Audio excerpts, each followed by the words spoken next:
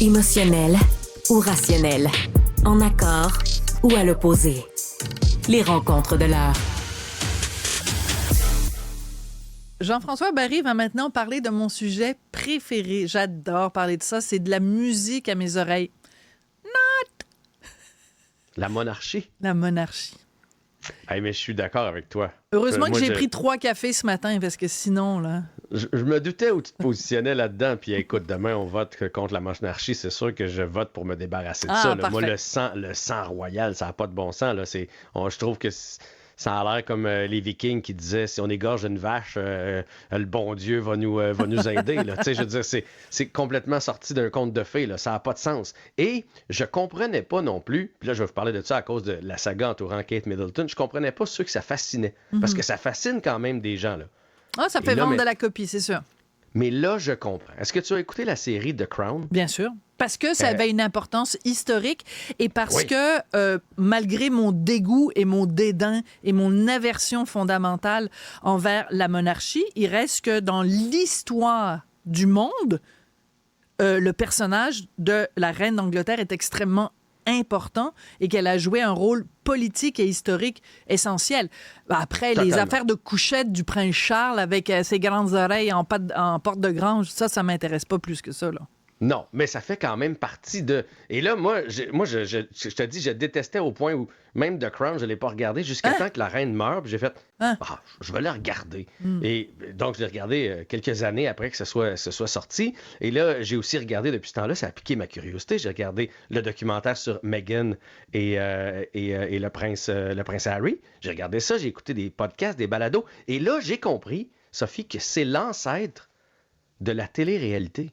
Ben oui. C'est l'ancêtre du téléroman. Puis d'ailleurs, Élisabeth le disait de son vivant, elle avait peur que, souviens-toi, dans une des scènes, elle avait peur que dans son jubilé, quand elle sort sur le balcon, qu'il n'y ait pas personne en avant, parce qu'elle dit le jour où on ne suscite plus l'intérêt, les gens ne paieront plus pour nous. Elle était consciente de tout ça. Et c'est exactement ce qui se passe présentement avec Kate Middleton et son opération et sa photo truquée. Et là, il y a une nouvelle vidéo. Tu as vu qu'il y a une nouvelle vidéo d'elle qui sort du marché? Écoute, très honnêtement, Jean-François, je le sais parce que c'est écrit ici dans ma feuille de route. Parce que c'est ça ton sujet. Mais sinon, honnêtement, très, très, très honnêtement, quand ça parle de Kate machin-gus, puis Meghan machin-chose, puis Harry, puis William, puis toute la gang de parasites, je tourne les pages parce que... Tu tournes. Non, mais ça m'écœure parce qu'au Québec, là, au Canada, ça nous coûte des millions de dollars à cause de la chef d'État. Mais je suis entièrement d'accord. Entièrement d'accord. Mais maintenant, je le regarde comme une télé-réalité. Parce que dans le fond, ce qui s'est passé, c'est que Kate s'est fait opérer. C'est nous qui payons pour. C'est une grosse télé-réalité, puis on paye pour ça. Kate se fait opérer, puis là, pendant un bout de temps, on n'entend pas parler d'elle. D'accord. OK, Kate Middleton. Et là, ils sortent une photo pour la fête des mères, et ils se rendent compte que c'est une photo, pour les gens qui n'auraient pas vu l'histoire comme toi, que c'est une photo truquée. Elle est avec ses enfants. Comme 2 mains ou quelque chose, c'est ça? Oui, ça fait pas de sens. Là. Il y a plein d'affaires qui font pas de sens. Il y a 5 erreurs sur la photo. Donc, c'est une photo truquée. Ouais. Et là, ça part. Puis là, les gens, ils essaient de trouver qu'est-ce qui peut bien se passer avec Kate. Es-tu en train de mourir? C'est-tu parce que là, elle est contre la monarchie? Parce que peut-être qu'il l'aurait trompée avec une journaliste. Et là, ça part. Et sais-tu pourquoi ils ne demandent pas? Parce que ça fait leur affaire. Ben oui. C'est ça qu'ils veulent. Il y a des scripteurs en arrière qui essaient de promouvoir la... Mais c'est vrai. Ben parlez de moi en bien, parlez de moi en mal, mais parlez de moi. Et là, c'était tranquille. Depuis que Charles est rentré, il se passait rien. Parce que Charles, il est plate. Dans une série, est plate sur un moyen temps. Dans un téléroman, t'as besoin d'un bon, d'un méchant, t'as besoin qu'il se passe de quoi? Il n'y avait rien, Sophie. Puis Kate Middleton, qui est le personnage principal, c'est celle qui est la préférée présentement, est parfaite. Mais ça, un personnage parfait, là... Ça marche pas. Ça marche pas dans un téléroman. Ça marche pas dans un film de Disney. Ça marche dans rien. T'as besoin d'action. Et là, cette affaire-là est arrivée. Parce que ça fait 3 semaines là, que ça dure. Parce que là, les téléphones sont au supermarché. Puis là, il y a une vidéo d'elle. Mais là, les gens disent que c'est pas elle.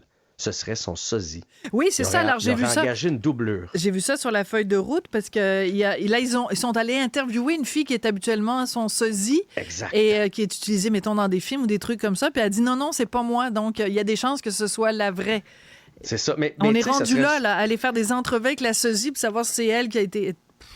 Mais l'équipe en arrière se frotte les mains présentement. Eux autres, ils se disaient hey, on est en train de tomber dans l'oubli. Qu'est-ce qu'on va faire? Arrive cette histoire-là. Parce que ça serait super facile de montrer une photo de Kate dans un fauteuil roulant, à la limite, parce qu'elle a eu apparemment une chirurgie chirurgie à importante, l'abdomen, montrer qu'elle est en train de se remettre de ça, puis elle nous fait un petit bonjour de la main, puis ce serait fini. Mais c'est pas ça qu'ils veulent. Ils veulent qu'on continue de spéculer parce qu'ils sont partout, présentement, tous les sites Internet, tous les médias sociaux, les tabloïds, la même chose. Donc, ils ont trouvé une façon de revenir à l'avant-plan. Mais c'est complètement fou de penser parce que c'est du vrai monde, là. C'est pas un téléroman.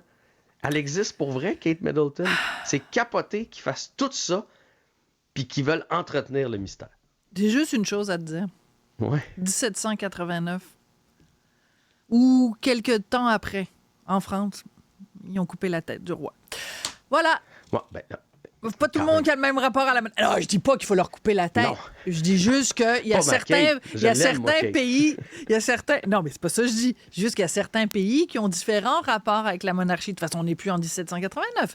Mais je dis simplement que c'est pas tout le monde qui a le même rapport avec la monarchie. Puis nous, on est encore pognés quand même à avoir sur nos billets la tête de la reine maintenant remplacée par la tête du roi. Et tant qu'on ne sera pas devenu un pays et on ne pourra pas se séparer, se débarrasser de ce truc, mais ringard, dépassé. Écoute, l'idée, comme tu le disais au début, là, que quelqu'un a une job à cause de qui c'est son papa. Mais non, ça c'est antidémocratique, ça tient pas debout.